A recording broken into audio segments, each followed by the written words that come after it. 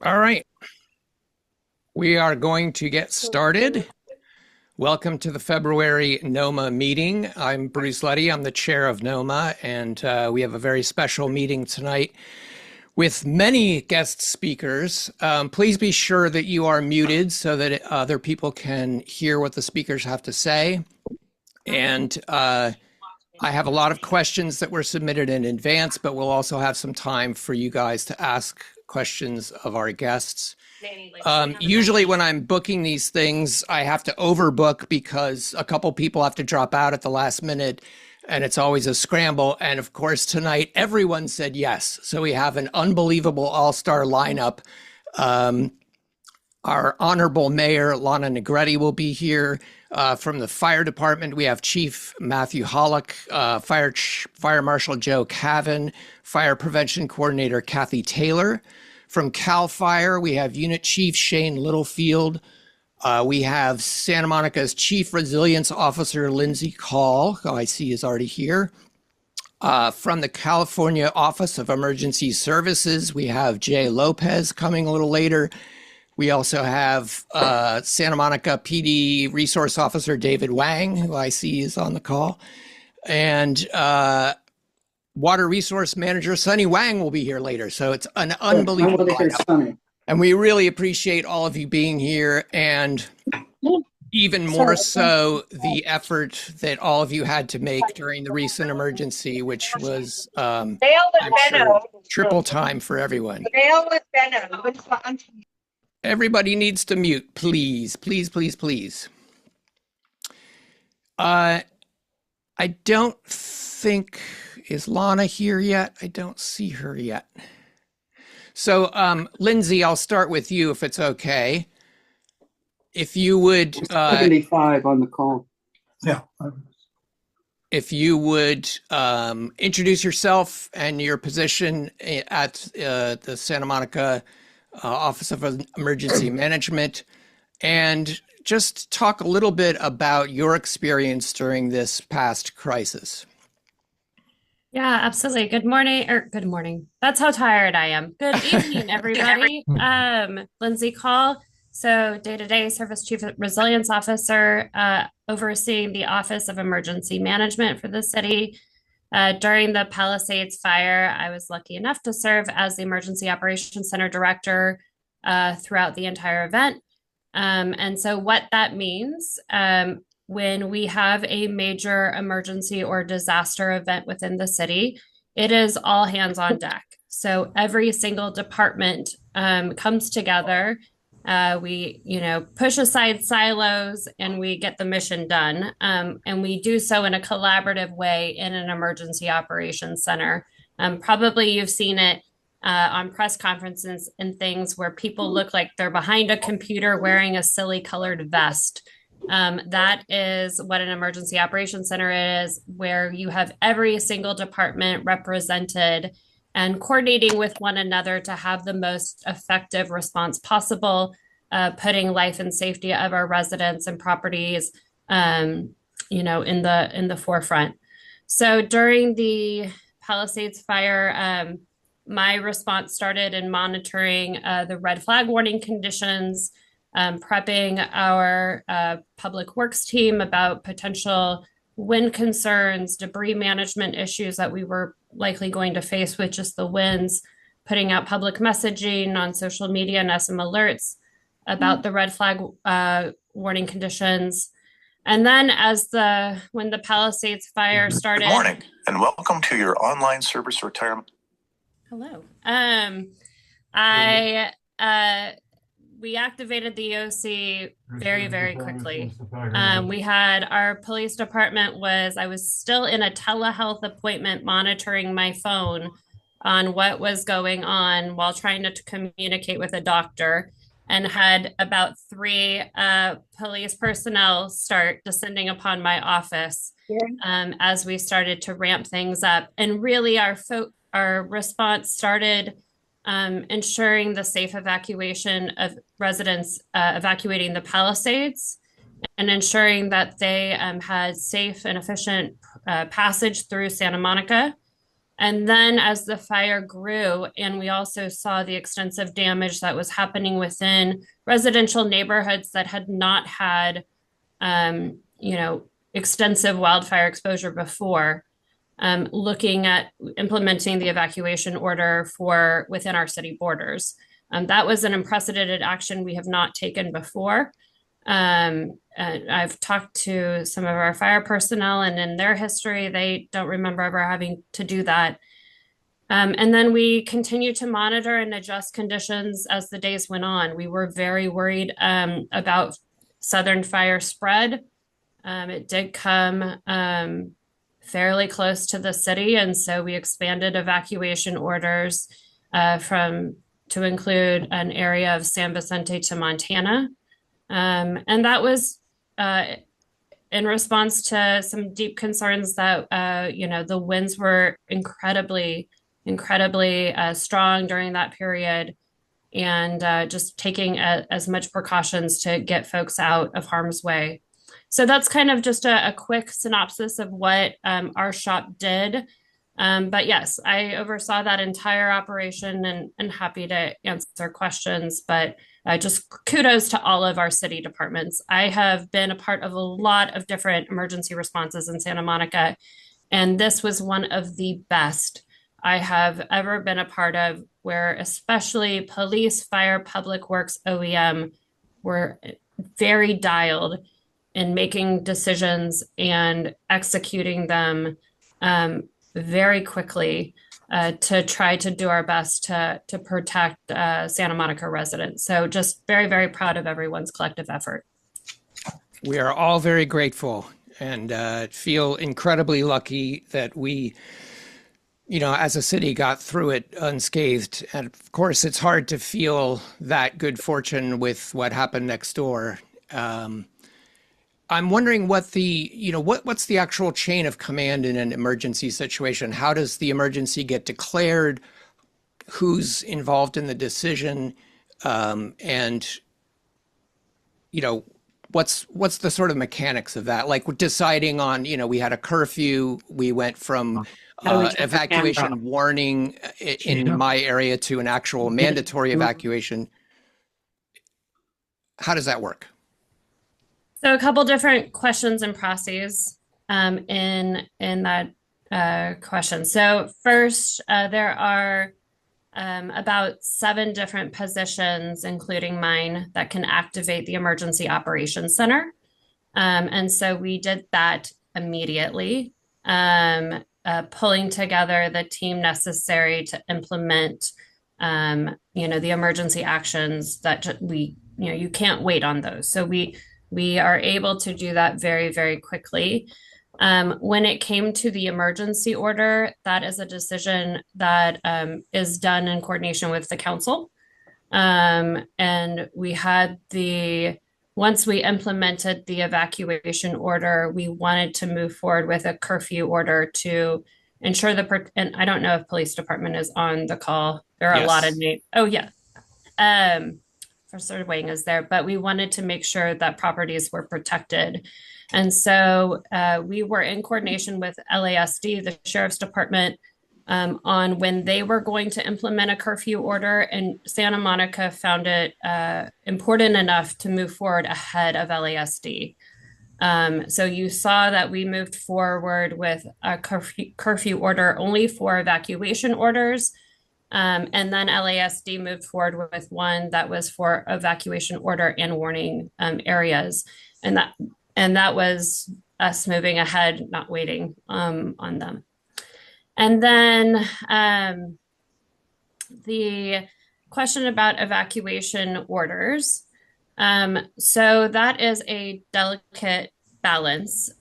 So that is taking intelligence that we are getting from our firefighters in the field. And Chief Halleck, please feel free to jump in on this one too. The information that we are getting from the field, the information we are getting from the experts at the base camp and the incident management team that is overseeing the entire incident, the weather conditions, etc. And it is a joint decision that's made between OEM, fire, and police. we all were in agreement when we executed evacuation order decisions Okay, can you give me based on just the a minute? intelligence I'm we were trying to getting. hit this. And so, but there's also coordination with CAL FIRE and LA County OEM on this, because how many of you had Watch Duty app? And that was how you got your information. So we are very methodical in how we release information on evacuation orders, making sure that CAL FIRE supported it, making sure LA County supported it. They had to update their maps. It would update on that Watch Duty app. We would, at the same moment, do social media website posts, SM Alert, and all of this has to happen within a 5-minute window of one another so that people don't get anxious or upset or thinking that they have the wrong information. So it's a very coordinated dance, and was done really well. When we expanded it to the Montana border, that was when a spot fire popped up on the very southern edge of the city, or the southern edge of the fire perimeter. There was a spot fire that came up, and I can pull up the incident map to show you exactly where. And we were very worried that that fire was going to, come further south. And so that's why we implemented that expanded evacuation order. We understand they put an incredible burden on individuals in having to evacuate. That is not a decision we take lightly. And we want to only do that as a last case scenario, right? When we are very worried about the safety of the public and want to give them enough time to safely get out. It's obviously seemed quite justified at the moment and in retrospect. If everybody can just double check that they are muted, please, because we're still having a lot of interruptions. Appreciate that. I'd like to bring in Mayor Negrete, if I can find her. I think she's here somewhere. We have over 100 people on the call, which is great. Appreciate everyone being here tonight and giving some of their time to this important topic. I'm over here. There you are. Okay, good. Thank you so much for being here. We know how busy you are. And can you give us some impressions from the experience for you? You were fairly new to the job and had, dropped in the deep end. What are some of your takeaways, pro or con, from the experience? Yeah, well, I literally just left a roundtable of senators and local and state legislators discussing the same thing and how we respond. And I have to say, to echo a lot of what Lindsay said, yes, dropped in the deep end as a mayor, but had been a council member. But I had never seen the EOC, how it operated. And the con I will say that we're dealing with internally is just that as council members, as stewards of information, as I see it to the community, we didn't really have a playbook as to what happens during a disaster and how do we disseminate information to the community, because I think we have really astute, professional, amazing staff members that are doing their job, and that's great, but and they've got to focus on that. And we do have a comms team. However, I think those that elected us, right, they expect, especially from the mayor as the face of the city, and this may just be my my view, that you would get this information. For me, because I remember as a business owner, what sparked me to run for council during May 31st lootings, as a business owner who was left high and dry with no support because that day we just weren't prepared. I was upset when I was on the Zoom calls with the then chief and whatnot, and felt like my questions weren't being heard. There wasn't this consistent drumbeat of information that I wanted to hear to make me feel like I was safe and that the next steps were going to be communicated. So I took it upon myself to work with comms and also to add my own updates as I heard them, so that I didn't have to wait for a teleprompter and to be recorded in City Hall. And I just pushed out information as quickly as I could. So I think in the future, if the takeaway for me is there's definitely needs to be like a playbook. I think there was some nervousness on the city side, like, hey, well, what are you going to say to the community as the representative? And I totally understood that. But as somebody who could see both sides of it. I was like, look, as long as I can disseminate the information as quickly as I receive it, because it's your information to the community, that creates trust, transparency, and it also quells any fears. So that was my goal. My only negative thing was just, we should develop the playbook now if we don't already have it. But once I took a peek into the EOC and really got to see what Lindsay and the team does, and these are all individuals who already hold jobs within the city organization that work those jobs and then come together to work additional hours to serve in this capacity, I was blown away. And I feel like we are definitely a leader in the region. And so nothing on that side. Those are my kudos to the department. And I want to hear from the community how they feel they would, prefer to get their information and what they think about in terms of like the information and how often they were getting it or consistently. So we're still in that phase right now. Like literally, I just got it out of this meeting and I'm going to visit the debris holding site at Will Rogers. I was on an AQMD meeting earlier today.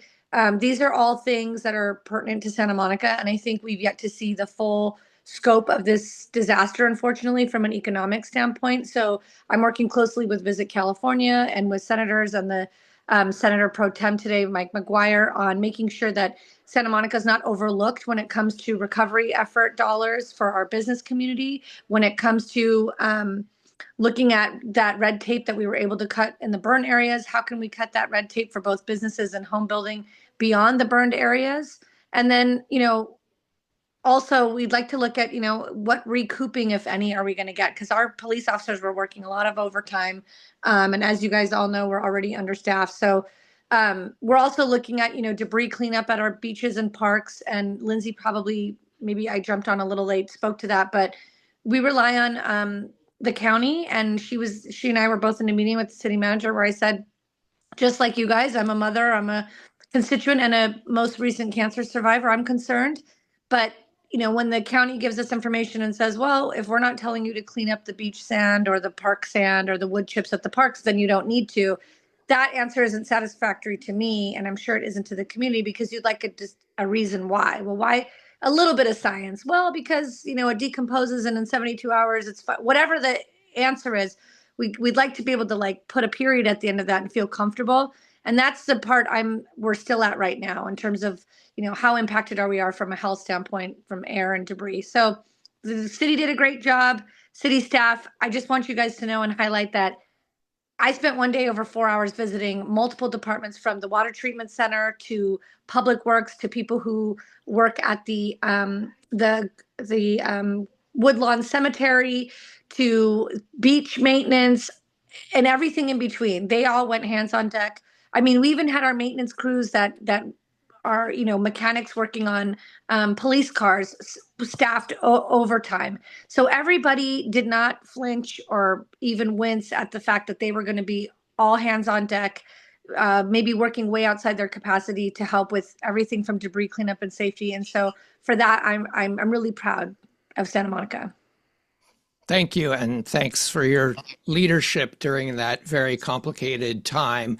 You were talking about information, which I think is such a crucial part of this, and the danger of misinformation, which happens pretty easily in an emergency. I was in the midst of, I had gotten the mandatory evacuation for my area and was in the midst of tearing my house apart to find the photo albums and the files, and the police were going around the block, this is an emergency, leave immediately and all that. And then on my phone, it's blowing up with Ring alerts, Nextdoor alerts, and Santa Monica City alerts. And the Nextdoor alerts were saying there's a fire at 4th and Adelaide. And that was an incredibly alarming thing. That's 6 blocks for me, and obviously would have meant that it had jumped the canyon and we were in big trouble. My question, I guess, is how do we do a better job of monitoring those other sites that people are getting information and countering it? Because I think Chief Halleck, you can correct me, but I think that was just where you guys were staging as a place to put your equipment in case things came, and then it gets misinterpreted. But if the city can put out something that says that's wrong, there's not a fire here yet, you know what I mean? Like, yeah. I know there's a lot of things to watch, but I agree. And I'll just say before the chief or anybody else speaks up that I actually was going live on a news show, and staff had told me about the active fire, and I just decided while I was waiting to be counted in to text a fireman that I know very well, who I knew was working that area, and I said, "Wow, it has actually touched down on Santa Monica," and he said, "No," and I said, "Well, what about Fourth and Adelaide?" He said, "That was somebody who reported seeing a fire in the distance. There's a big difference."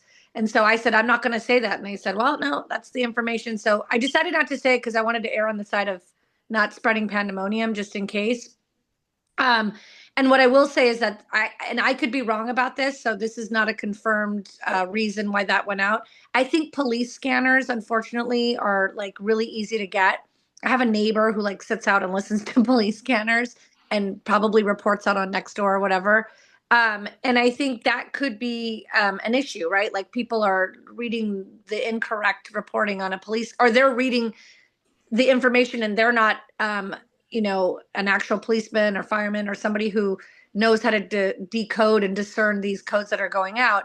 So that could be one thing, but I do agree that in response to that lesson learned, that's a good point, to make sure that we are quick. Now, as far as who's monitoring that, I don't know about that one. I have to think about that. But however, I will say that as a council member, as a mayor or whatever, I'm aware. I don't check those things a lot, but that's a good note that we put that on our radar as checking those things and kind of making sure we're putting out the right facts about that.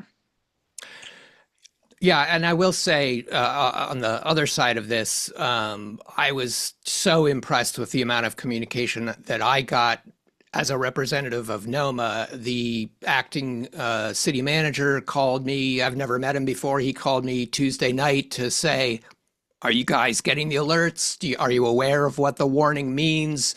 And helped me to put out an email that, would be appropriate and accurate for our mailing list.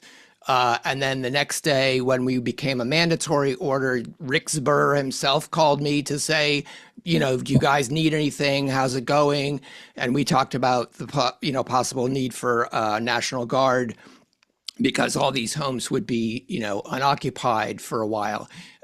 So that and I was like, "Are you calling everybody, or is it just because I'm on a list somewhere?" Yeah.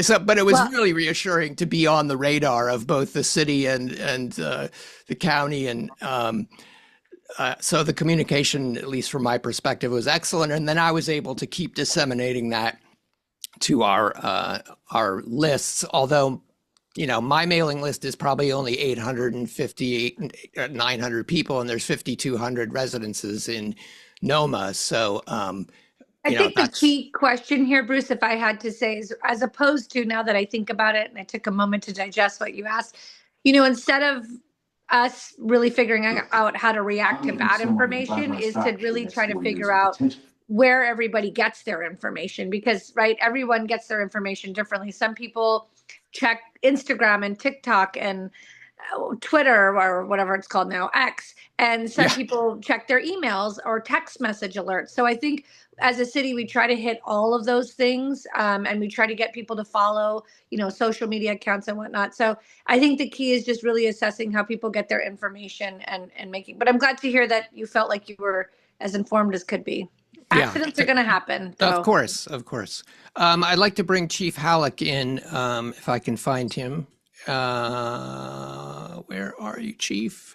Hello. Hello, I'm here. There you are.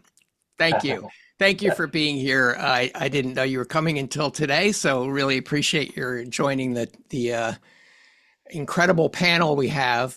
Can you give us a couple of reflections on how you think it went? I think of particularly when it's a multi-jurisdictional event like this, where you're dealing with other cities, a county, the state, how that coordination happened for you, and what your takeaways were. We'll be right back. Absolutely. Well, thanks for having me here. I really appreciate it. First off, hats off to Lindsay and the mayor in the coordination of this response, because as they said, it's all hands on deck, and it truly was. And I've been here now for just about a year in the role of fire chief, and this response to me was probably about as good as it gets with regards to the magnitude of the incident. But From a fire perspective, we were in an upstaffed mode, and the reason we were was because of the anticipated wind forecast. And when I say upstaff, that's just we overhire in anticipation of the potential, and we do it fairly often with significant red flag warnings or events. This was kind of a magnified wind event, and so we were overstaffed, and so we could be ready at a moment's notice to deploy if needed. And as it comes to be, we were prepared. And when that Tuesday, 10:30-ish, the fire broke out, we had additional resources that could respond to the incident, what we call immediate need. And so we had two engine companies, part of two different strike teams, respond to the incident. But we were able to then continue normal staffing in the city to protect the city on our regular day-to-day calls. That was, to me, very critical because calls don't stop because something else is happening in a jurisdiction next door. And so our response continued. From that perspective, I responded to PCH and Sunset, where the initial command post was. And to your question about a coordinated multi-jurisdictional incident, this was kind of organized chaos in that parking lot. We had an agency rep, who is our deputy chief, Tom Clemo. I was there as representing Santa Monica, and it began to unfold what we were looking at. I mean, we were across the street of PCH looking at the Palisades and up the hill and seeing just massive amounts of smoke and fire. And it was so aggressive in that area that eventually we had to move to Will Rogers because it was just, you couldn't breathe. And so from that point forward at Will Rogers, I was in the command post as resources were being ordered, resources were being placed. We were trying to figure out, how are we going to set up this incident? And of course, CAL FIRE is on the call, which is great, and they can speak more to that component of it. But ultimately, we had a voice at the table to make sure that where this fire was going and where the winds were potentially pushing it, that we were going to have enough resources available on that southern edge to make sure that didn't crest into Mandeville Canyon and into Santa Monica. So as the hours progressed into the next day and following days, our firefighters were there battling fires nonstop for 48 hours. I mean, it was a continual firefight. And I was out in that night up in the Palisades. And it's just something in my entire fire service career, I've never seen anything like this before. And I know you hear that a lot, but when you've seen a lot and you see something like this, it really kind of makes you step back. And I think I often say, I think I've seen it all. And then you see something that just really kind of gets you grounded. But the coordinated effort of this response between the agencies, not just in LA, but Orange County, Riverside County, San Bernardino County, and then across the state, across the Western United States, we had firefighters from Oregon, Utah, Wyoming, Nevada, Arizona, and then of course, international with Canadian firefighters and firefighters from Mexico.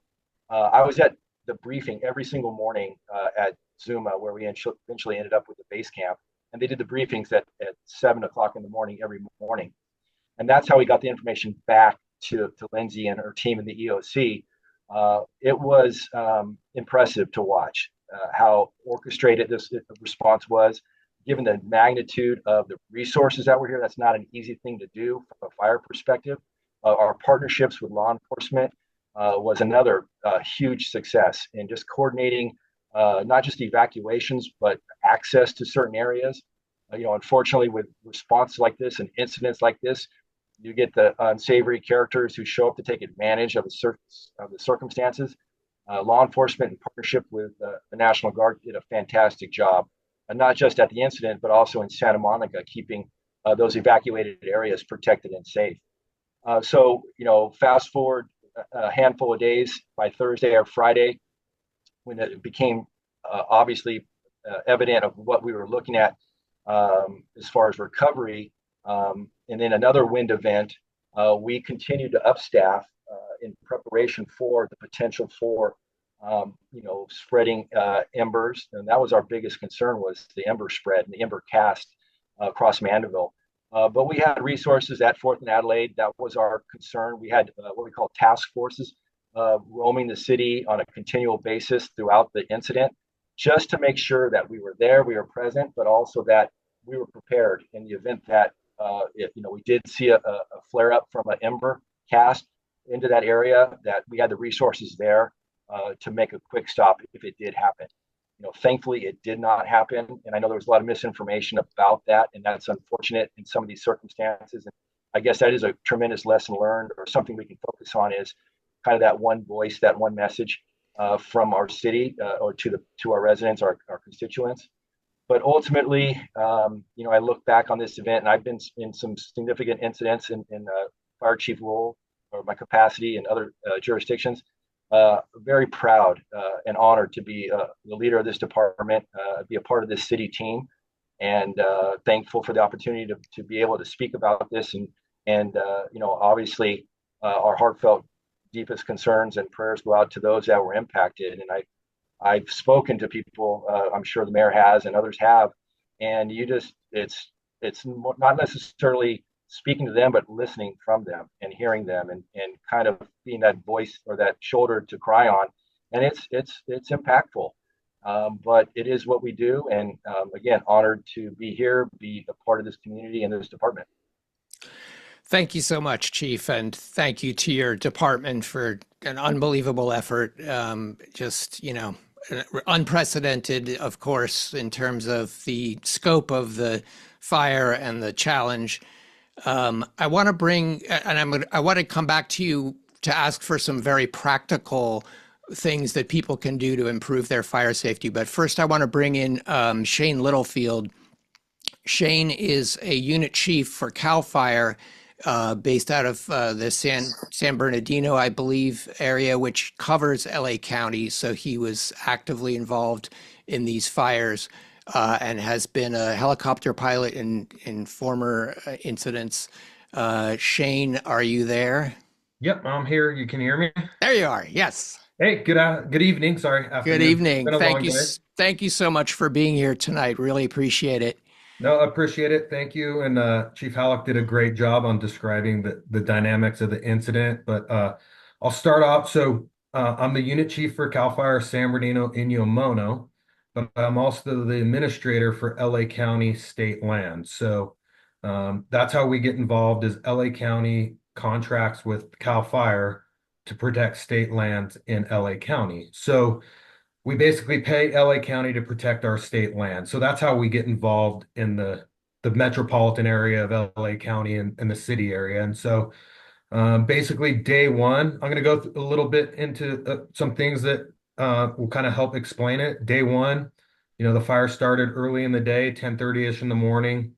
Received the first phone call about the fire. We sent a representative out while he was en route.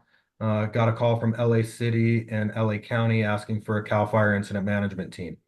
And the incident was maybe 45 minutes old. And so our incident management teams, their specialty is to run large incidents and coordinate. And so at the time, the incident was maybe 400 acres, which isn't usually what we respond a team to, but the potential of the incident dictated starting a type 1 incident management team. And so that's how we got involved and ended up going there. And it was still all in LA City at the time. It wasn't even into LA County at the time. So I'll bore you with a couple numbers just so people have them. They're current.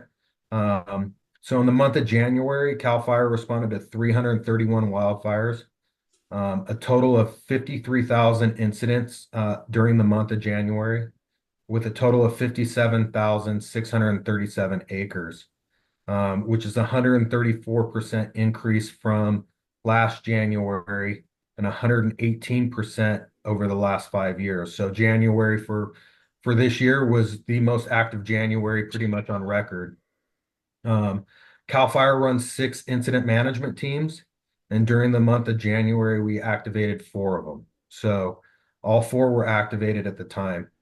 The Palisades fire currently sits at the 9th deadliest and the 3rd most destructive in California history.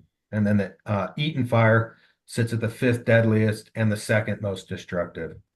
And so then for aircraft wise, for the month of January, we flew a total of 695 hours for fixed wing and rotary wing. And then out of that was 124 hours of nighttime flying. And our helicopters dropped almost 872,000 gallons of water. And then our fixed wing dropped 339,000 gallons of retardant in the month of January. That would be typical of a month in July, August after a big lightning bust. Throughout the state, those numbers would be large, but just to be concentrated and theoretically a very small geographical area from Malibu to the Hughes fire, and then a little farther south to the border fire in San Diego. So those numbers are astronomical, and then like Chief Halleck said, like the response, right? It was from a total of 12 states throughout the United States that responded to it for mainly ground resources, but even some aircraft came from those states. And then we had 3 total countries, Canada, Mexico, and Israel, that came to help. So, and then the number of local government, like Chief Halleck stated, like you can't even imagine. Pretty much every county from probably San Francisco south was at drawdown to come help the people of LA County and LA City, Santa Monica, and San Diego. So those numbers are astronomical, even for, I'll say August, which is predominantly our fire season. So pretty crazy numbers, 30 years in the fire service now. Haven't seen anything like this in my time.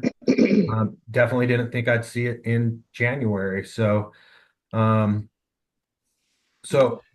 You, Bruce, you you want me to must. go? Oh, go ahead. Well, I was just going to say you must be happier than any of us to see the rain. I'm very happy to see the rain. Yeah, Just not too much. yeah, within reason, right? I wanted to ask you about the flights. We have long, as a group, supported the idea of closing Santa Monica's airport to return it to be a great park.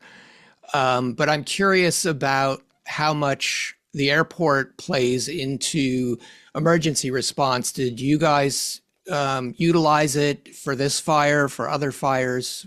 Tell us a little about that.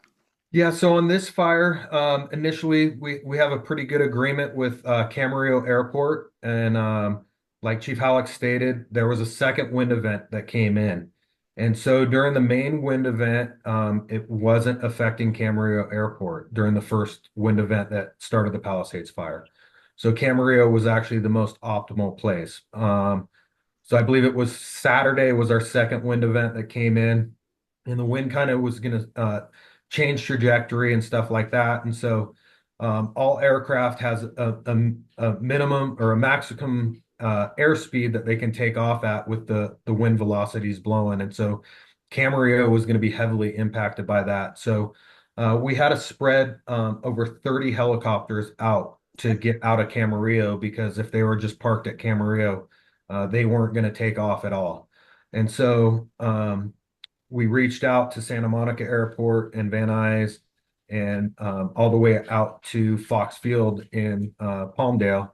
And so we had to spread out 30 helicopters during that time. And so this is just on the Palisades incident.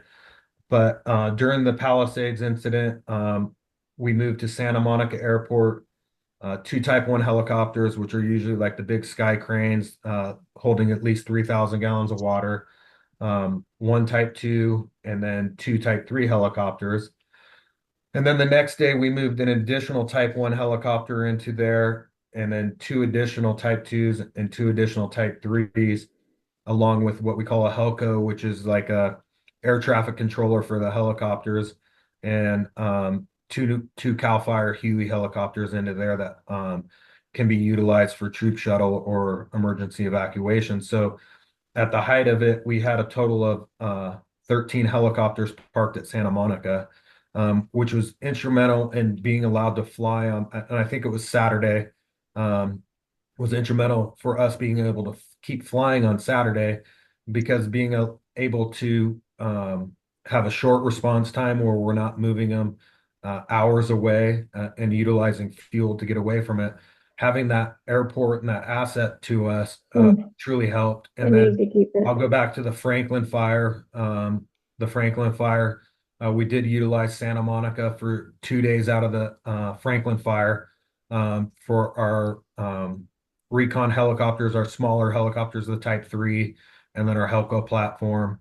And then on top of that, with Santa Monica, for the duration of the incident, due to the size and the complexity, a lot of us have to fly to different locations for different meetings and stuff like that. And Santa Monica became our hub for I'll call them our transportation helicopters to get me over to the Eaton fire or even out to the Hughes fire or back to our regional center in Riverside. And me personally, I flew out of Santa Monica 4 times to get to different locations throughout the incident, which everybody knows driving out of LA, Santa Monica, Malibu, to get to Riverside in a timely manner is not applicable to do during a rush hour on a Friday afternoon. So, and then unfortunately, I couldn't find the numbers for the Woolsey fire, but even all the way back to the Woolsey, we were utilizing Santa Monica for a lot of the smaller aircraft that we could utilize in and out of there. So extensive use and need for that airport. That's really, something we haven't been discussing when we look at this issue. So it's definitely something to factor in. When you and I were talking a couple days ago about this, we look at all the destruction of the Palisades fire, which is so overwhelming. And of course, any loss of life is terrible, but it has to be noted that for a dense urban area to face a hurricane of fire the way they did, the loss of life is exceptionally low, right? And I think that's a testament to you and to the other firefighters. Can you talk a little bit about the evacuations and the emergency rescues? Yeah, so I arrived there about 1:30 on that Tuesday afternoon and went into my role as the agency administrator. And basically, the team works for me and the incident commanders work for me. I kind of corral them, make sure we're going in the right track. And so that first day, we had 271 confirmed rescues. And those are the rescues that were identified either through the dispatch centers or through the incident commander of keeping track of them. And when I talk about rescues, I mean pulling people out of houses, out of cars, completely trapped, calling 911. So those are the confirmed ones. I'd estimate excess of, and Chief Halleck would probably agree with me. I'd say there was over 500 rescues performed that night. Completely dynamic situation.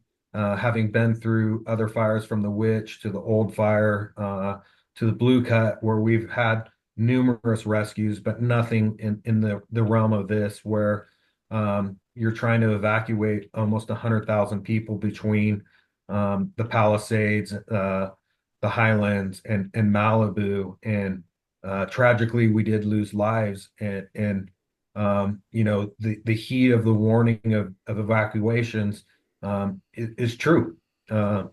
People need to follow those heeds, and there's a lot of times people look at it and say, "Oh, we're good," and it's up on the hill, it's not coming down here. And we as fire personnel, we recommend to law enforcement what we want evacuated, where we see the fire going. And so we don't take it lightly. I was evacuated, I guess it was September, and it's a big deal to leave your house. Yeah. So Yep. Well, just, we can't thank you enough for your efforts and everyone's efforts in saving that number of lives is just incredible. And all the pets and animals. And it's remarkable what was accomplished. no, the ladies and gentlemen on the ground, they truly do the work. Back in the day I did it, like Chief Halleck, we used to be the guys on the ground. Now we're the guys leading them. But what they did heroically is amazing. Yeah, So absolutely. I have one closing thing. I threw it in Yeah. the chat, but a lot of questions about information in the chat. So there is another website. Watch Duty is an amazing app, right? And I'll say it as a fireman, I use it, right? But we have one that's fire.ca.gov/incidents. And we take that same information that Watch Duty also uses, but it's also verified through the incident commanders, has real-time maps just like it, has different links. When you get to that website, it also has links to the EOCs, links to evacuation centers and stuff like that. So another good avenue for the public to look at. CAL FIRE is currently working on an app that we're going to utilize, just like the Watch Duty one. But that information is true. I was looking at in the comments where everybody was talking and talk about the neighbor chat, and the neighbor chat is good, but having been in the fire service for 32 years, the neighbor chat doesn't always work, and the neighbors don't always see it like we see it. And that day when I rolled into Malibu, it was pretty insane. Like rolling into Will Rogers State Beach, I rolled in and was like, it was the worst situation you could be thrown. So, Well, we're very grateful for your expertise in leading that team, and we hope it never happens again. no, for sure. We appreciate your being here. I don't want to keep you, and this is out of your general scope, but we're really glad to have you here. I'm going to get to a couple of questions, and just so you know, we will talk about the water north of San Vicente in a little bit. We have Sunny Wang with us, who's from Water Resources, so I've seen those questions. Frank, you had submitted some questions ahead of time. I'd like to give you a chance to ask about the very high hazard maps and related issues. Go ahead. Super. Thank you, Bruce. So as we discussed, Bruce, first of all, thank you, everybody that's been on so far. Thank you, Shane. Thank you for being here. Thank you for the response by the firefighters and everybody else. Bruce, there's a couple questions I'd like to ask, but the first one is that I've observed that the very high fire hazard severity zone map for the city of Los Angeles shows that a large area north of the city of Santa Monica is designated very high fire hazard severity zone. And this fire hazard severity designation extends right up to the entire northern boundary of the city of Santa Monica. Oh, shoot. But as far as I know, there's no fire hazard severity map for the city of Santa Monica. So my question is, in light of this designation for the area that extends right up to our city boundary, and just a block or so away from where some of us are here, and other considerations suggesting fire risk in this area, spike in fair plan use, some of this area being in the wildland urban interface. To anybody's knowledge, is a fire hazard severity zone map being developed for the city of Santa Monica? And if not, and if somebody would be interested in offering an opinion on this question, should one be produced for our city? Lindsay, is that maybe something you can address? So Fire Marshal Cavan, are you on the call? Because I'm happy to give a background, but we were just talking about this, and I'm on the call as well. Hey, yeah, everybody. there he is. Welcome, Fire Marshal. Thanks for being here. Thank you, Joe Cavan, Fire Marshal for the City of Santa Monica. We were just discussing this. The LRA maps, which are what you are describing, are being updated as we speak, and they were supposed to come out a couple of weeks ago. They have not come out yet, but I can assure you that even when the new maps do come out, if Santa Monica remains out of the fire hazard severity zone, we plan on implementing certain aspects of that, the code that is required for that within those borders. So north of San Vicente, we are looking at certain aspects as far as non-combustible roofs, defensible space, no parking during, red flag warnings, obviously a no burn order during red flag warning. So we are looking at certain aspects of that code. That code is very extensive, and it requires a lot of the residents as well as the fire department to keep that, all of that code, what we're responsible for. So we are looking at certain aspects of that, but as soon as those maps come out, we will make that public and we will let you know. But we are going to make some changes regardless. And sir, just for a little bit of clarity, Santa Monica is the map isn't excluding Santa Monica because it's not examined, right? It's a statewide map. That is just where the border was drawn. And so we receive that hazard information from the state. But then to the fire marshal's point, can go above those if it's not included, determine if we want to implement our own safety measures. Great. So just, I guess my follow-up would be really quickly. Thank you very much. Mr. Cavan, so you specifically cited north of San Vicente. In light of the recent fire and the evacuations, are you thinking also about the areas where there was the evacuation order, where there was the evacuation warning, or is it really just specific to north of San Vicente that you're mostly focused on? That is my biggest concern, but we are having talks with, as far as Montana, all of the evacuation zones. That was just my initial concern, was obviously north of San Vicente, the directly impacted places. Right. Thank you.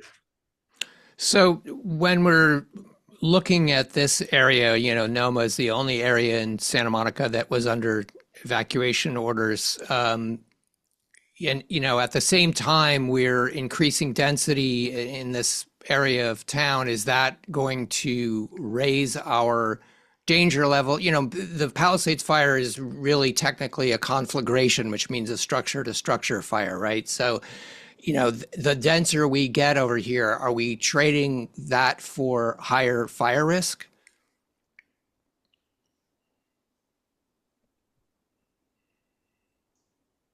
So I don't know who wants to take that question. But I do think that, one of the things that we're looking at, our safety element is coming, the revisions are coming to council next week. And so that it's all of a balance, right? And it is something that when we are looking at development or code or other safety measures, trying to strike that unique balance of and similar to kind of the airport discussion, right? Of serving an emergency purpose, evaluating our local risk, putting mitigation measures in place, like Fire Marshal Cavan just described, in our highest risk areas to lower that risk, so that then we could make decisions about development and items like that. So do you feel like you'll be consulted going forward, or the fire department will, when new ordinances or new proposals for development are being suggested, that maybe NOMA is not the best place to be adding density? I would say now, and I don't want to speak on top of Joe, but a lot of our decisions it's a multi-departmental effort already, right? So even when we're talking about the mitigation measures that are being recommended as part of the safety element, it is about 5 different departments having that conversation together to determine in a joint way the best way forward. But I look to our fire chief and fire marshal for further. Joe, Absolutely. Go ahead. Oh, go ahead. No, Joe, I was just going to say, you want to jump in on that? Yeah, we do look at every single property, every proposal that comes into the city, and we evaluate that, like Lindsay said, along with other departments. And we do have a say in that. We are a part of that discussion. Great. Bruce, can I jump in on that? The very high fire hazard severity zones, a chain. Yeah, sure. So the initial rollout 2 years ago was on all state responsibility lands that are under state responsibility. And so, like the fire marshal said, there is new maps coming out. Tentatively, the LA County area is looking at sometime in February of rolling out. So those fire hazard severity zones, they look at not only current conditions, but potential and the impact on the communities. So the ones that will affect the local government should be coming out for the LA area sometime in February, maybe early March. So that's where those come from, and they're really utilized to help the communities develop their plans for the future. Where the fire marshal really comes into play. This isn't my speak. I don't speak the fire marshal side. We had to implement them all the state lands in San Bernardino and Inyo County and in LA County in 2023. So once those new plans come out, it's going to be really indicative of the local fire districts and stuff like that, and they have the opportunity to raise or lower them also, and it's through a different type of comment period than we go through on the state side, but they will be rolling out very shortly for all the areas. Great, thank you. I'd like to just bring in one other guest, if you can believe we have yet another person. Jay Lopez is from the Office of Emergency Services with the state. When we're talking about mitigation, there is a wildfire mitigation program that communities can be part of. One of our astute NOMA members sent me information about this. I'd never heard of it. Jay, are you there? Yes, I'm here. Great. Thank you so much for jumping in. I literally sent this. This is a ridiculous request, but any chance you could come tonight to our meeting? And he said yes. So thank you so much. Can you just briefly tell us about the wildfire mitigation program, how it works, what the advantages are to a community and to insurance? Absolutely. So let me introduce myself, Jay Lopez. I'm a retired assistant chief for Los Angeles County Fire Department, and currently part member of the Board of Forestry and Fire Protection, and also the executive director of the California Wildfire Mitigation Program Authority. The California Wildfire Mitigation Program was born from Assembly Bill 38, and mandated Cal OES and Cal Fire to come together in joint powers authority method exercise method to form this authority, which is mine. So I'm currently residing Cal OES, but I work for my board, which is formed by Cal Fire and Cal OES. So we are a special district called, just think about it, kind of like the California Earthquake Authority, similar to that. So we have the mandate to come up with the best ways to retrofit homes against wildfire. And it's not only the home itself, but it's defensible space and retrofit home. The defensible space we have done really, really well, but how to retrofit your home, we call it wildfire home hardening, it's a little difficult for everybody. So our goal is to bring that and make it very accessible to everybody. By the way, I just put the link to our program in the chat, and you can take a look at it and see what it is. And when you go into our website, you can go about and see how we do about. We have a couple of story maps in there that very easily you can see what we do, how we're doing. So our goal is that we have 6 communities that we're working on right now. It's as a pilot program, trying to find out all those issues that we have to facilitate retrofitted homes. We have received funding from the state and funding for the federal government to work on this. So we're managing $170 million to complete this pilot program. Once the pilot program is completed, we'll present it to the state legislature if they like it, and then they will provide funding to us so we can leverage federal funding and continue this throughout the state. We think that we have found a great formula how to retrofit your homes. We saw some stories. Actually, I believe there's a couple of homes that they were retrofitted by the property owners themselves that fared well in the Palisades fire, thanks to the retrofits that were done. And what you see back here is my backyard. My backyard is against the Angeles National Forest, and this is just the last part of my backyard, but my home is Wildfire Prepared Home, which is a designation by the Insurance Institute of Home and Business Safety. So our goal is to make a retrofitting something that is common, easy to use for everybody. So we're working in one way to educate building officials. Not building officials are great with new construction, but there's not really a roadmap for them to do retrofits permitting. And for the second thing, for contractors, again, they know really well how to do new construction, but you tell them they want to enclose your eaves or install vents and all that, and it's something difficult for them. So we try to make it all this very simple. Again, we're in the pilot phase, but if you go to the web page that I added in the chat, Mr. Liddy has my contact information. I'll be more than glad to give you more information. But this is a part that you have control of. This is a part that you can do to make your home. And if you happen to leave your home, you feel good about it. My home is retrofitted. The Eaton fire got to it probably less than a quarter mile away. I was awake with my family in Pasadena. I was nervous, but at the same time, I said, if you're gonna get tested, he's gonna be.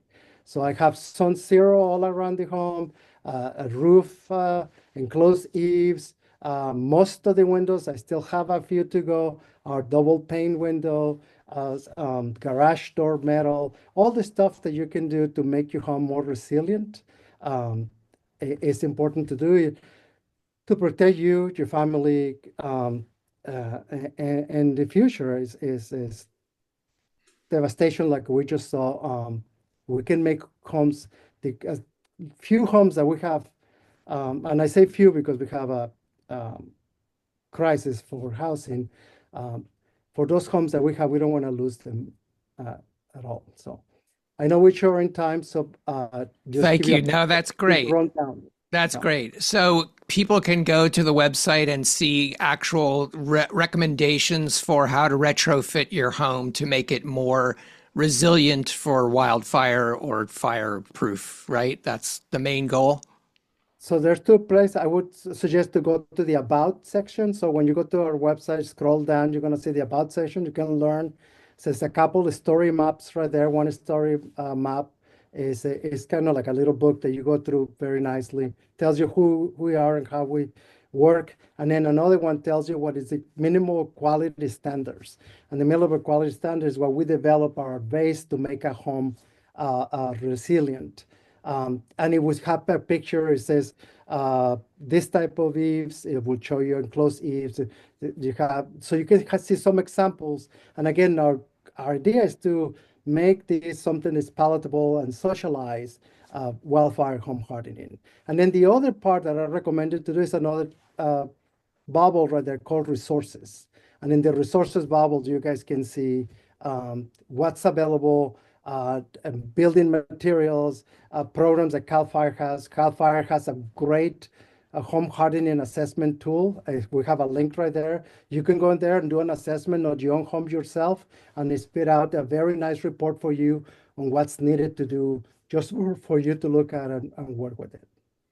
Great. So, a lot of people are concerned about what impact this is all going to have on our insurance in areas that have faced a mandatory evacuation. Do we now have a big red flag on our properties?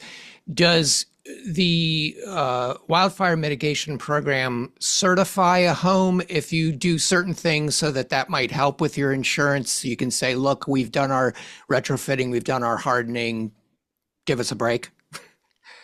A great point. So we align in our program with it's a program called Safer from Wildfires from the California Department of Insurance that mandate insurance companies to set up the rates based on the improvements that the property owners have. Right now, I know the rates for those type of, for the Safer from Wildfire for, I believe is the Fair Plan and State Farm are out. So you are State Farm customer, you are in a fire hazard severity zone. They should let you know what the possible discounts will be. But the other one is the Wildfire Prepared Home from the Institute for Home Business and Home Safety. My home in Altadena is, my insurance company was kind of hinting that they were going to let me go. When I got it to be a wildfire prepared home, and they said, we will work with you. You're doing your work. So it took them off my back, and it's been great. The discounts, may not be a lot, but the ability to maintain insurance, Right. the ability to maintain a fair plan is great, but you can wait your way out of fair plan and become a company. Um, when you have a conflagration like this, a single company is hard to sustain business that way. So yes, and the other one, we are aligning ourselves also, or we are aligned with Firewise communities. Very important to be so discounts from Firewise communities are available. So when you work together with us, one thing that I want to say about our program is not a house here and there that we work in the communities that we're working with, doing 50, 100, 500 homes right next to each other. We know when you retrofit those homes, to create defensible space in all of those homes, that community aspect, we really believe can be something to avoid conflagrations like the one we just had. Great. Perfect. Thank you. I don't want to keep you because you were so good to just jump in at the last minute. You're welcome to stay, but I just wanted to let people know about your program because I'd never heard about it, and it seems like a great idea and also may help us with insurance issues. So I think that your links are in the chat, but if there are any other links you want to add, that would be great. But thank you so much for being here. You know, that brings me to the sort of practical questions, which, you know, Chief Halleck and Fire Marshal Cavan, maybe you can address. You know, what are the really concrete things that people can do to increase the safety of their homes? You know, we hear about defensible perimeters. What exactly does that mean? Are there certain types of plants to avoid or to use, certain building materials? You know, what do you guys recommend? Well, I'll jump in and then I'll let the fire marshal speak. But absolutely, you know, defensible space is probably one of the keys. Is you know, we all tend to plant so many things around our house because it makes our house look good. But ultimately, what you plant could, you know, pose a risk or hazard to your home, especially in a circumstance like this. So, you know, we're not saying don't plant stuff around your home, but when stuff gets overgrown, just maintain it. Vegetation management is pretty important to hopefully protect your home. And then, as was mentioned, you know, boxing in your eaves is another you know, expensive thing to do, but ultimately, in the long run, it's going to protect your home. When I say box in your eaves, it protects embers, or hopefully prevents embers from entering your attic. Once embers are in your attic, as we saw in the Palisades, it's very difficult to manage that aspect of controlling the fire. So that's something you can do. You know, and then I'll let Fire Marshal speak to some of the building code or fire code regulations that could assist. Yeah, sure. Like Chief mentioned, you know, just clearing any dry leaves or brush or dead vegetation is big. Keeping your lawns well watered. And then emergency planning is a huge one. I mean, just identifying multiple, you know, exit routes and a safe meeting place for your family, and ensuring all of your family members know the plan. We offer something, Kathy Taylor, I believe, is on the call as well, but we offer something called Community Connect that we just rolled out.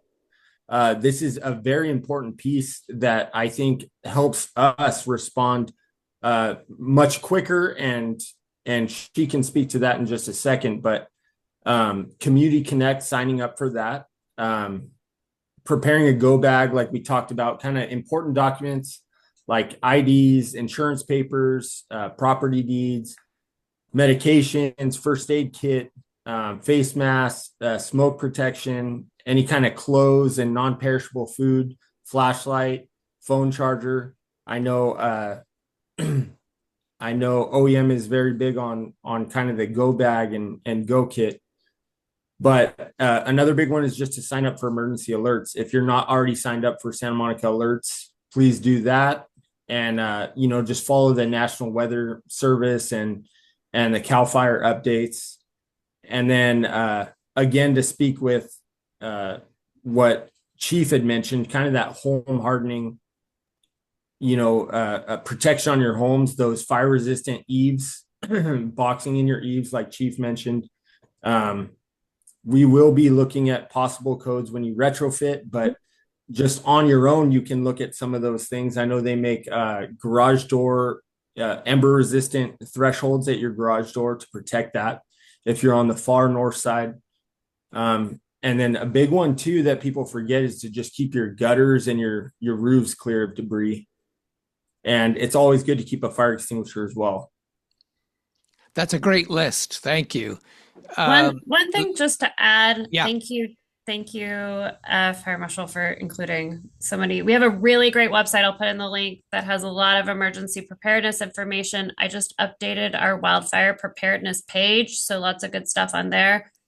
So many of the stories that are tragic that we heard were people running with their basic supplies, but forgetting those precious sentimental items. You mentioned photo albums that can't be replaced. And so while I strongly advocate everybody have a disaster kit and a go bag and think through those things, don't be like my husband. Make sure you include all of your family members in your go bag and not, include your wife's clothes too. But make sure you have a checklist of those sentimental items that if you only have 10 minutes to grab and go, that what, a piece of art that is meaningful to you, a child's teddy bear, a piece of jewelry from a family member. Those are the things that can't be replaced. And thinking through that when you're in a calm environment, not under an emergency situation, is really, really important. It's such a good point because, when we got the mandatory evacuation, we were down in a hotel in Redondo Beach. I drove back and just started filling my car. I was like tearing my house apart, trying to figure out, which things to take. And when you're in that panic moment, you're not going to make the best choices. So having a list of exactly what you want to remember is such good advice. So we have. May I add something? Yes, sure, Jay. Thank you. Just real quick, going along to what the chief and the fire marshal have mentioned is in there, but also an inventory of what you have at home. That'll be something were to happen to your home. You have an inventory of what you have in there. Can be as simple as a video of your TV, television, or your valuables and all that you have. That will make it very easy when you're talking to your insurance companies to say, okay, I had this, I had that, all that. There's an app by the National Association of Insurance Commissioners that I'll share that with you, Bruce, so you can share with everybody, that you can go room by room and inventory your home. Because after it happens and you lose everything, it's going to be hard to remember everything. You're not going to have receipt, but you have that, you have it saved somewhere, have a home inventory. It's a great thing to have. And lastly, I just put the link to the, it's a long link, but use it, is to the story map that I was mentioning.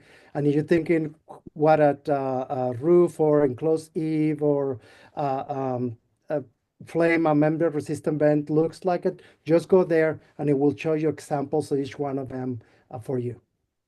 Fantastic. Thank you. I know that. Can I hop in 1 second? It's Kathy Taylor, Fire Prevention. Oh, yes, Kathy, I do want to give you a chance to describe the Community Connect service too. So I just wanted to let everybody know that if you create a life and safety profile on there, there's an option to actually upload these plans, like your floor plan. You can upload the list that you're preparing. And I know it's really kind of overwhelming to think that we have to start doing all this preparation and how am I going to start, how I'm going to get my list. OEM is providing amazing information on the emergency preparedness page. And some of the things that you can do right now to kind of get in the mode is to create this Community Connect profile with our department.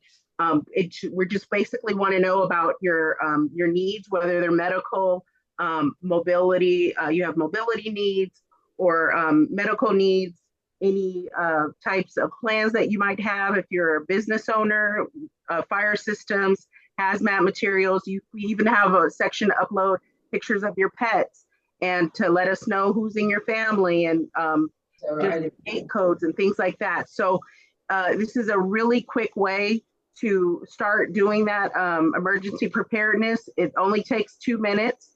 And if you have any questions, it's on our landing page at santamonica.gov. Thank you so much. Great, thank you. Yes, everybody should sign up for Community Connect. That gives the fire department, and it's a very secure website. They use bank level security, so your information is not going anywhere except to first responders, but it lets them know if there's a problem at your address. They know how many people they need to look for, what pets, where everybody's located in the house, all the crucial information that can make the difference between life and death. So definitely sign up for that.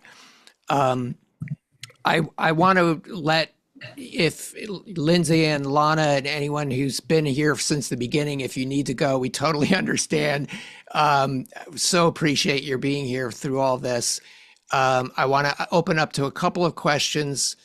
Matt, you've had your virtual hand up for a very long time. Do you have something? I'm sorry, Bruce. I'm sorry. I'm going to interrupt. Yeah. Because before the fire people leave, I want really to have an understanding about this hedge question. In the LA Times this week, and Frank will support me on this, there was an article that said one of the problems were hedges going up to the house. Not 5 feet, but going up to the house. And the high hedges in Santa Monica, especially in NOMA, have been a real threat. And I want to hear from the fire people. Are there any fire people still on? Yeah. What they think about that, because in my mind, not only are they a problem around fire, but also around crime. You have to get an exception in order to have high hedges, but as Sonia knows and others of our board members know, people grow them. And it's only when there are major complaints that code enforcement ever looks at it, despite the fact that Google would be able to, they'd be able to go down the streets and look via Google at the high hedges and maybe, even maybe, we should outlaw high hedges depending upon what folks think from the fire department. So, Chief Halleck, do you want to address, or Fire Marshal Cavan, what the additional hazard or not is of high hedges? What your experience shows? Yeah, I'll have the fire marshal answer that or speak to that. Yeah, this is new to me. I have not seen that article, but I will look into it and we'll evaluate the hedges. I can tell you, we are looking at the property barriers along whatever line we decide on to make those non-combustible. So we will be looking at hedges as well. Thank you. But again, this is new to me, so I'll take a look at it. Well, go ahead. I will tell you, if we implement some kind of defensible space, the hedges should not be as big of a deal. I understand people want their privacy as well, but we need to make it safe for everyone, so we will evaluate it. And when you say defensible space, it's a 5-foot gap around your house. Is that the recommendation? Well, I can tell you in a fire hazard severity zone, the defensible space is 30 feet from your property, completely clear, and then another 70 feet. It's thinned, and there's a list of trees and everything else, which again, we'll see. I see the CAL FIRE representative on as well that may be able to speak to that. But we will be implementing something. Again, we'll take a look at it. Well, yeah, I would ask you to look at high hedges and their ability and their closeness to houses, as well as to between houses that are not 5 feet from either house. Right. There was a really interesting article in the LA Times about how there were lots of trees that were absolutely fine in the inferno of the Palisades and others that are incredibly combustible. I think it's juniper that's like an exploding plant, So it definitely should, I would think, inform our ordinances moving forward, what should be or should not be planted around our properties. Bruce, can I jump in on that? Shane? Yes, please. So for our very high fire hazard severity zones in the state responsibility areas, we have what we call a 5-foot hardscape area. So within 5 feet of the home is hardscape. we recommend like pavers, walkways, non-combustible materials, including wood fences. So anything that ties to the house within 5 feet needs to be a non-combustible material is what we utilize within it. And then like the fire marshal stated, we have the 30-foot and then beyond that. And so that immediate impact, and everybody can go online and see some videos of some houses in the Palisades and the Eaton where it was ornamental vegetation between houses or next to houses that was going up. And under these conditions, when your humidity is less than 5%, even if you're watering those materials every day, the leaves on the ground will dry out within 1 hour and become combustible. So within CAL FIRE, we recommend the 5-foot hard space, which is basically anything combustible should not be within 5 feet of the residence. And that's you can find that on the CAL FIRE website under defensible space areas also. Great. Thank you. A couple of people have been waiting since the very beginning to hear about the water situation. If we could just get to that really quickly, and then we'll get to the rest of your questions. I see Matt, Sonia, Beth, all of you. I will get to you, I promise. Sunny, are you with us? I just wanted to add something about the hedge issue. If there's a second. Yeah, I just wanted to say that I agree with Nancy that this has been a problem for a long time. And I know code enforcement people really have their hands full. There's a lot of other code enforcement issues, like those encountered by tenants in apartments. But this now that Nancy has raised this as a safety issue, I think it might be a good time for the city to take a look at the problem that we have with hedges, because the hedge ordinances are not enforced. As she said, I would say on our street, 17th Street, there's a few hedges that were grandparented in many years ago. The rest of them are all, without permit. They're all illegal, but the city hasn't. Let's talk about hedges another time, okay? Yeah, but I think we got the point. Another time. Right. But it's a good time to look at it in the context of fire safety. In addition, the fire marshal said he would do that. Yeah. So thank you. So there are still people in Santa Monica who do not have potable water, which is a very critical issue. Sunny, are you still with us? I'm here. Yes, thank you so much. Somewhere on the screen. Thank you for your patience. No problem. So just for those of you who aren't aware, there are 3 streets north of San Vicente. Somebody mute, please, whoever's not muted. 2600 trees. Hello. Please mute. Woodacres, Ilford, and I'm forgetting the other one. Woodacre, Esparta, and Ermont. Esparta, that's it. Those 3 are all, there's not even all of those streets, but parts of those streets are on LADWP, which means they're connected to the system that's in the Palisades, and that means they have non-potable water. You can't even boil it because the particulate matter will not leave when you boil. So it's been a really dire situation for them, and we feel for you for sure. And Sunny, even though that's not in his jurisdiction, it's not part of Santa Monica's water system. They are Santa Monica residents. So I know you offered to try to have some hours where a fire hydrant with potable water could be opened that residents could access. Do we have any more information about that and what the situation is? Yeah, so I spoke with some of the residents in that area regarding sort of the hydrant.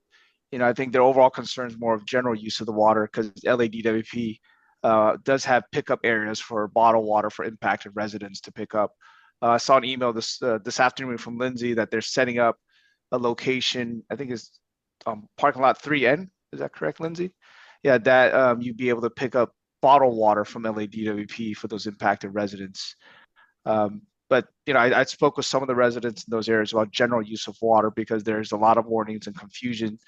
You could take a lukewarm shower, for example, and don't use the drying function on your dishwasher. those things. Essentially, you don't want to heat the water. At the end of the day, if that does happen, you want to make sure the room's well ventilated, because the potential presence of volatile organic carbon that might be in the water from things burning down, primarily plastics and other things that typically find in homes. So that's the general concern. I spoke with a couple of residents, and if you have further questions, feel free to reach out to us or reach out to me to answer any questions or concerns you may have. I think I saw in the chat on, when the system might be restored, and that's a tricky question, right? When again, that's not our water system. I can only provide my guess on probably what's going on, and knowing some of the things that's happening. I do know over the weekend they coordinated a flush of one of the reservoirs that went through our wastewater system that ultimately goes to Hyperion during that time. So what that tells me is they're working on flushing and repressurizing the system right now, as well as testing it. But that takes time, especially with the system as complicated as LADWP is, because they serve a large area. My guess is they're probably still weeks away from that, because they would need a test flush. When they try to repressurize, they're probably going to find a lot of areas where there's leaks, or areas where water could come out. They have to repair that and then retest and repeat the procedure again to make sure the water is safe. So, patience is probably the best thing you could do. I know it's frustrating, but you want to make sure they get it right and not take any chances and risks. So that would be my best advice for those that are impacted. Sorry. No, I was just going to say, I know you and I had traded emails about, isn't there a way to try to switch those few homes to Santa Monica Water? And unfortunately, that then risks the entire Santa Monica Water system, because if there's pollutants that get mixed in. But I do wonder, since it is a small number of homes, is there a way to connect neighbor to neighbor, or, something that's not going to be connecting up to LADWP, but can somehow, I don't know. I obviously I don't know how this stuff works, but I know that these poor people. Is there any way to transfer to Santa Monica Water? But that's what I was saying. They can't do that because it then risks polluting the entire Santa Monica system. But go ahead, Sonny. Yeah, so there was a question asked, like, there is no interconnect between us and the LADWP that we could open up a valve and all of a sudden you switch over to our system. But the question has been posed by a couple residents in that area: can we permanently switch over to Santa Monica system, not the temporary? That is something I have brought up to our legal counsel for them to look into. We had a conversation actually this afternoon on it.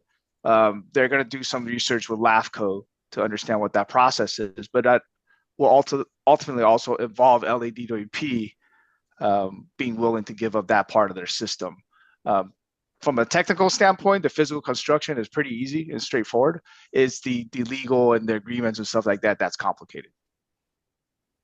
And we are researching. Is there anything that the resident, I'm one of them, but is there anything that the residents could do to facilitate that? I mean, LA's got, they're going to lose 20 homes. Who cares? Like, I can't imagine it's a financial issue for them. Yeah, that once again, I don't know if there's anything that the residents do that would be helpful. I think I spoke with Jeff Wilson earlier this afternoon. I told him if when that time comes, if there is something that will be helpful, I will reach out. But right now we're researching sort of the legal side on what that looks like. We can't, I know that, everyone needs sympathy. There's no question.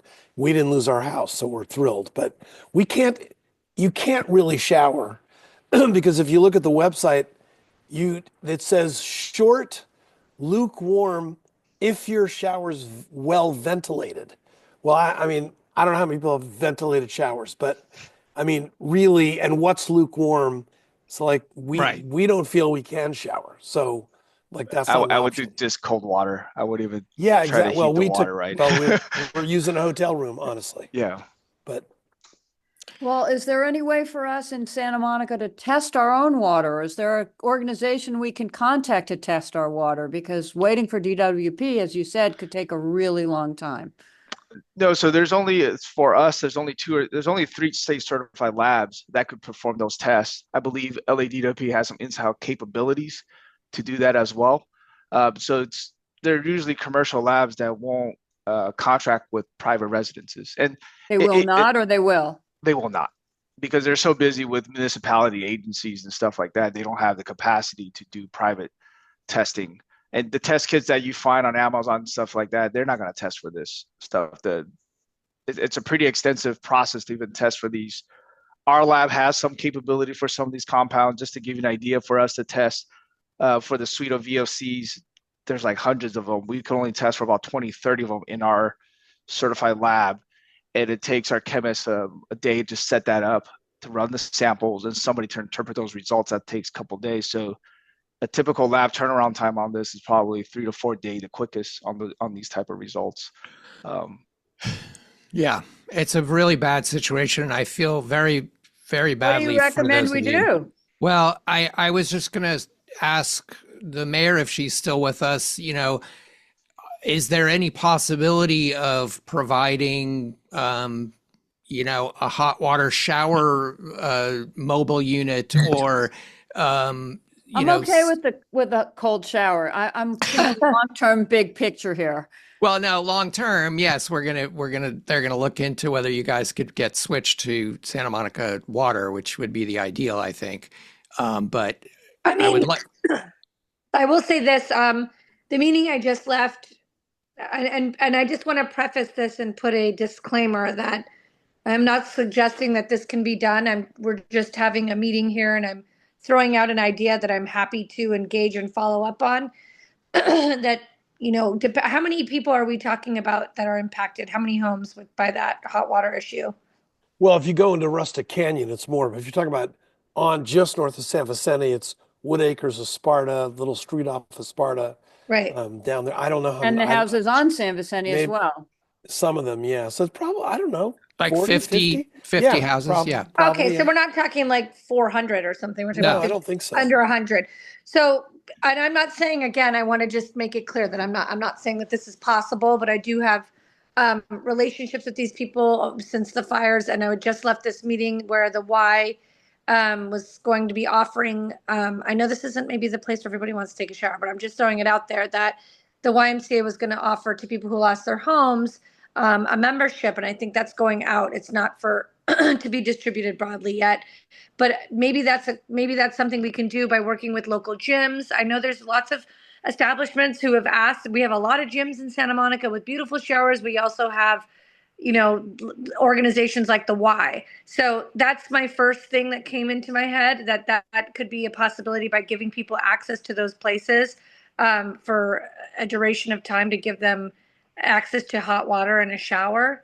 You might also get a gym membership out of it. I don't know, but that's something I could think of quickly that might be something that's doable, and I'm willing to look into for you guys. I don't know what just happened to my screen. I don't know if you can see me, but No, we can't, but that's okay.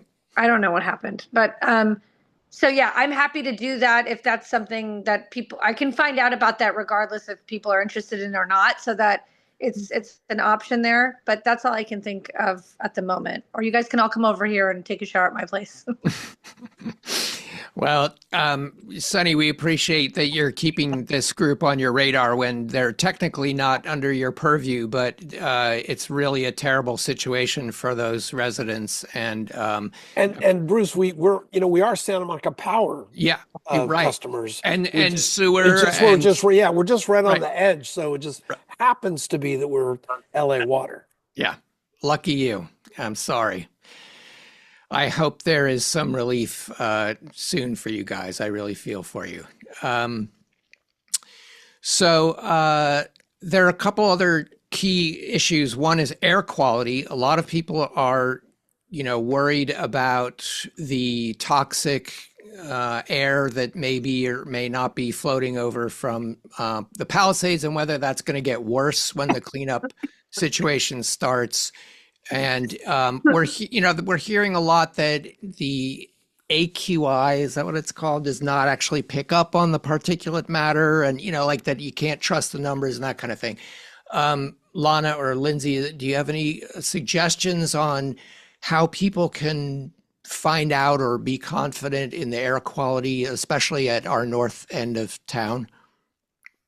Yeah, absolutely. So one thing I want to stress is that the city of Santa Monica does not have its own health department.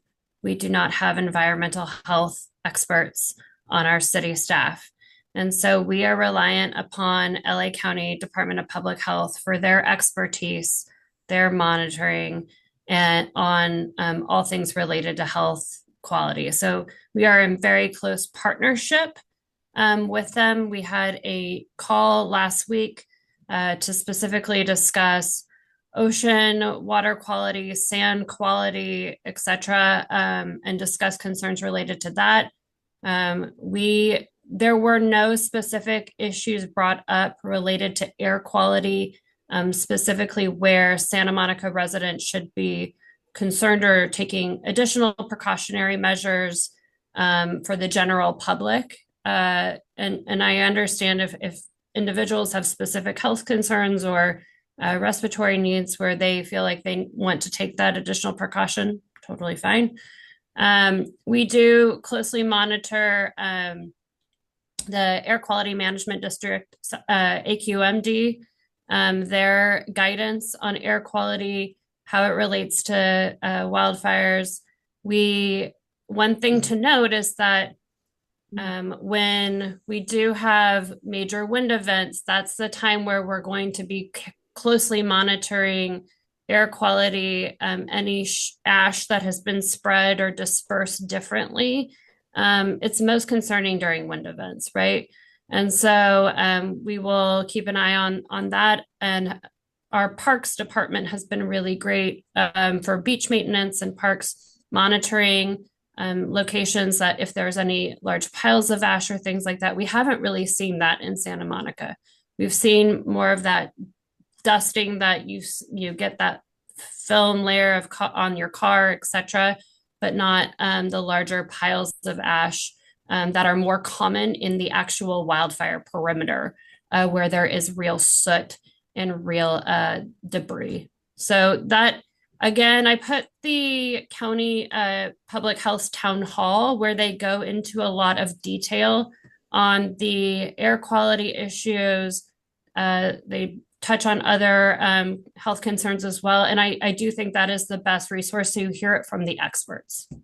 So I think if I can paraphrase, we can feel pretty confident that you're monitoring air quality through AQMD, and that if you are finding hazardous levels, we will get Santa Monica alerts that, people should stay indoors or they should wear masks or something to that effect. Correct. Great. Thank you.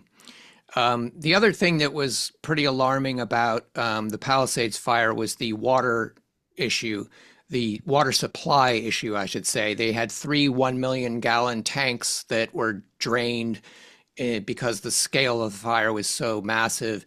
And adding to the problem was the reservoir that they would normally draw from was closed for repairs and dry, and that holds 117 million gallons. So that was all offline.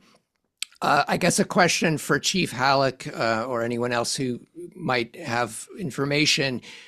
Is that a reservoir that we would be drawing from in the case of a fire? Do we feel like our water reserves are sufficient for a similar situation? Yeah, no, our reservoirs were all topped off and we were prepared for any type of incident that would impact Santa Monica. So those discussions took place multiple times during the incident at the EOC level. And at all times, we were in communication with Public Works and Sonny and his team. And I'll let him speak to that as well. But no, we were very confident in our water system and its capabilities to protect Santa Monica. Great. I want to finally not be the only other person talking and let some people ask some questions, but I also did imply to all of our guests that they wouldn't have to be here for the whole meeting. So if anybody needs to jump, I totally understand, and we so appreciate all of you being here this evening. Matt, do you want to hit up a question here? Yeah, I would. Thank you very much. And Bruce, thank you for organizing such a great meeting, for all the speakers spending so much time, with us in our community. My question's probably mostly for CAL FIRE. And if the chief is still here, I can't tell who's on the call. My question is about the Santa Monica Airport. You were discussing how vital it was both for transportation as well as for the airdropping helicopters. And we're all aware the airport is closing. And so my question is really, how will that negatively impact future fire response for Santa Monica, especially our community, the closest part to the state parks in Santa Monica? And what contingency planning is being done if there is going to be a big negative impact on fire response in the future when the airport closes? Yeah, so saying if it closes, it will impact us. I mean, it's, we travel throughout the state utilizing different airports and stuff like that. And so we look at locations on a large incident like this. We look at locations that can satisfy the number of aircraft. And so the size of Santa Monica, like I stated earlier, we had about 12 total helicopters in there at the time. And so our next closest would be, and we'll just go, quote unquote, air miles, would be Van Nuys would be the next airport to use.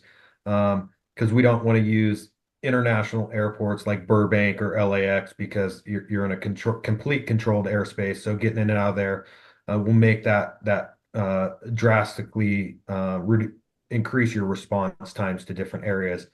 LA City, LA County, the Angeles National Forest, they have their set helicopter spaces where they have their permanent bases. But when we have a large fire like this, we look for the closest airport that we can utilize to hold all of our helicopters and stuff like that. So, you're really looking at increased response times and increased aircraft time. So if you really look at it, between Santa Monica and Camarillo, there's no airport so that you could utilize without going out further in the valley. So our flight times to and from the incident, and right now where we're at, part of Santa Monica area, the Santa Monica Mountains aren't going to have a fire impact. But as we know, I was on the Franklin fire also, and I didn't think I'd be coming back to the PCH or this neighborhood for a while. But as we know,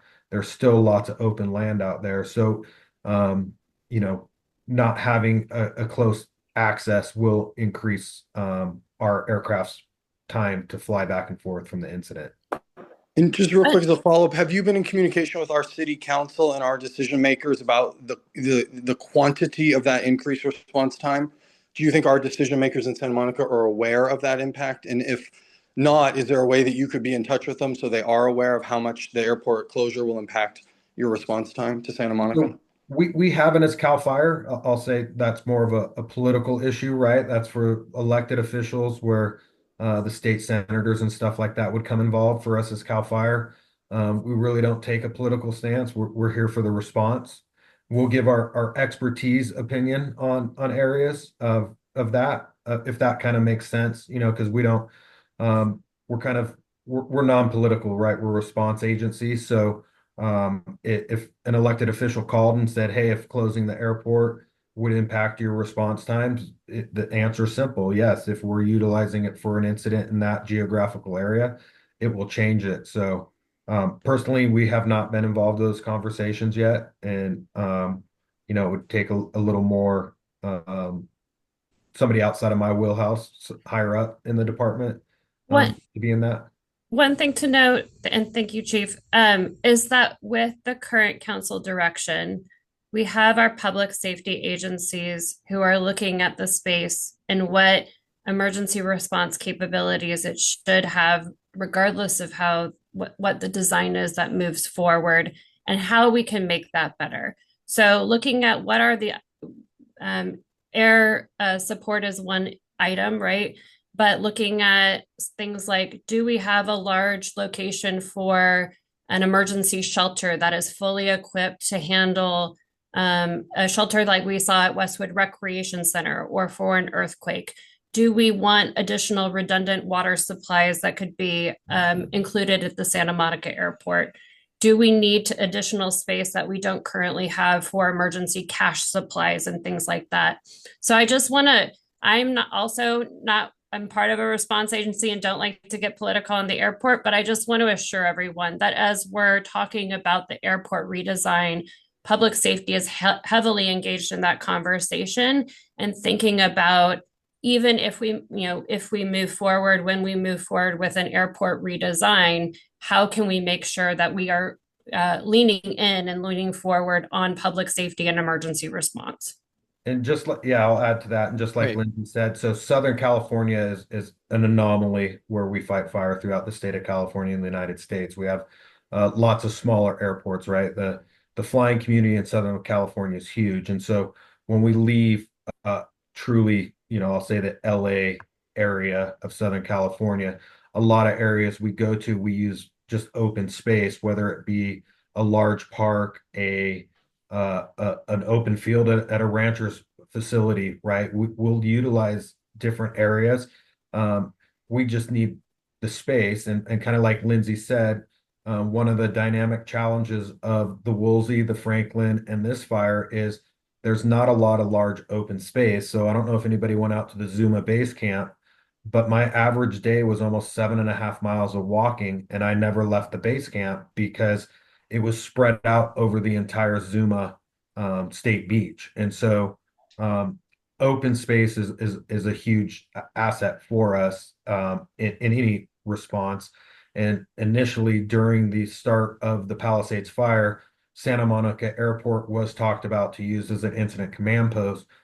But part of that discussion also was, being an airport and being in the temporary flight restriction, and then would they really want to close the airport down? Because the incident started on the 7th, and we're still at Zuma today, and we'll probably be at Zuma till March 15th. And so that was one of the initial conversations: is would the airport really want to shut down for a month and a half, 2 months long? And so those are the kind of discussions we look at, and that open space, I'll call it open space.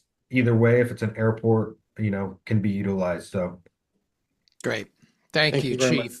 Thank you, Lindsay. And as I understand it, the National Guard also used the airport for some of their staging and for some of their personnel. So it was a valuable resource. Zoe, you've had your hand up for, I don't know, an hour. I apologize. And I waited until you put something in your mouth to eat. I really had great timing. But do you have a quick question? You're still muted. Sorry. Two things. Last night I was at the Santa Monica Oversight Committee, Police Oversight Committee, Commission, Public Safety and Reform Oversight Commission. And I was at the meeting, and Lieutenant Franco publicly said that they were not ready and that they were taken by surprise when the evacuations of north of Montana happened, and the burglaries that happened was a result, of like, they didn't know what to do. I mean, he said it publicly. I'm not, I'm just quoting it.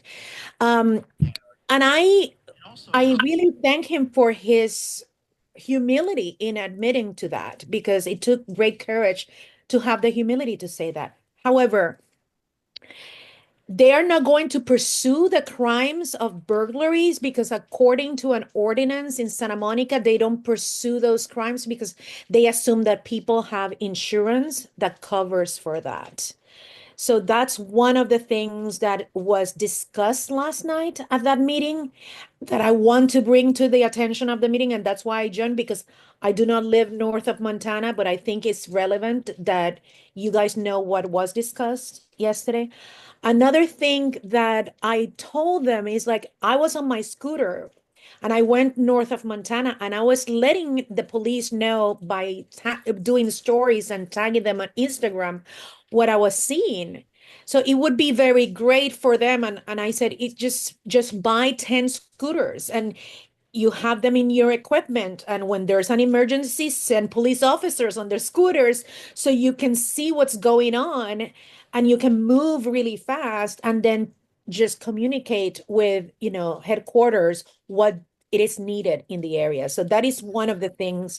The second of the things is just the role of the Chamber of Commerce and the business associations, because I also started immediately doing a campaign for local businesses just support local business and do a lot of stories in different places that I go to have food, support local restaurants. And I cannot believe that after COVID, the Chamber of Commerce or the Department of Economic Development of the city didn't have a binder of what to launch immediately after a crisis to protect our businesses, especially small businesses. I have a friend that has a small business in Montana and she is ready to sell. She said, I cannot do it anymore. You know, it's like I opened during COVID and now this. And I have spoken to several other businesses as a citizen journalist, and the main consensus is that they are not receiving the support that they expected to receive. So these are some, things that I just want to just bring to the attention of the group, because this is what I've been gathering by meeting with businesses and going to other meetings. So that's Great. all. Thank you, Zoe. Appreciate it. And I just want to say my personal experience, which is that, after the National Guard was deployed and I was in a hotel room, constantly checking my Ring camera to see if my house was on fire or being looted. And I cannot tell you how many times when I checked my camera, a police car was driving by my house. I thought that their response, their coverage of our area was extraordinary. I know there were a couple of break-ins, but given the size of the area that was completely abandoned and the scope of the disaster that was unfolding, I feel like they did a remarkable job. Officer Wang, I know you're in this meeting somewhere, so I just wanted to get that message to you and your team. So thank you for all the effort that you put in to keep us safe during the emergency. We're going to wrap it up really soon. Beth, you've been waiting so patiently. Do you have a question? Have to get myself unmuted. Sorry. There you go. Actually, I would like to introduce myself. So I am a community organizer for wildfire preparedness, and I live in Santa Monica now.